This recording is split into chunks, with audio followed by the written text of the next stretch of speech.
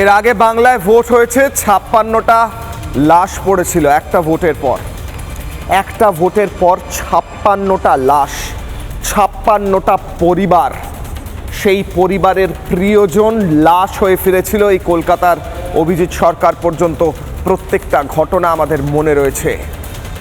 পশ্চিমবঙ্গে ভোট মানে রক্তের হোলি খেলা, বোমার বারুদের খেলা মেলা চলবে। সেই প্রশ্ন নিয়ে বাংলার মানুষ যখন চিন্তিত, তখনই ঘোষণা হচ্ছে বাংলায় আসছে কেন্দ্রীয় বাহিনী। কতই দেখা গিয়েছিল গতবার এবং তার আগের বার যখন কেন্দ্রীয় বাহিনী ব্যবহার করা হয় ভোটে, তখন কেন্দ্রীয় বাহিনী যেহেতু বাইরে থেকে আসে, তাদের পথ দেখানোর জন্য, রুট দেখানোর জন্য রাজ্য পুলিশের যে অফিসারদের ব্যবহার করা হয়, সেই অফিসাররা অভিযোগ ওঠে কেন্দ্রীয় বাহিনীকে বসিয়ে রাখে, সঠিক পথ দেখায় না। তাই 56টা প্রাণ জলাঞ্জলি দিতে হয়। এই বাংলার মাটি রক্তাক্ত হয়, রক্তের হোলি খেলা হয় ভোটের নামে। এবারও ম্যাচের আগে প্র্যাকটিস ম্যাচ শুরু করে দিয়েছে গুন্ডা বাহিনী।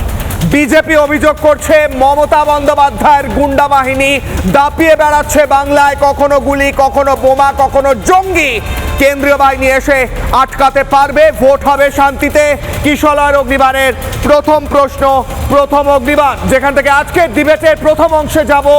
কেন্দ্রীয় বাহিনীতে জব্দ হবে বিজেপির কথায় মমতার গুন্ডা বাহিনী।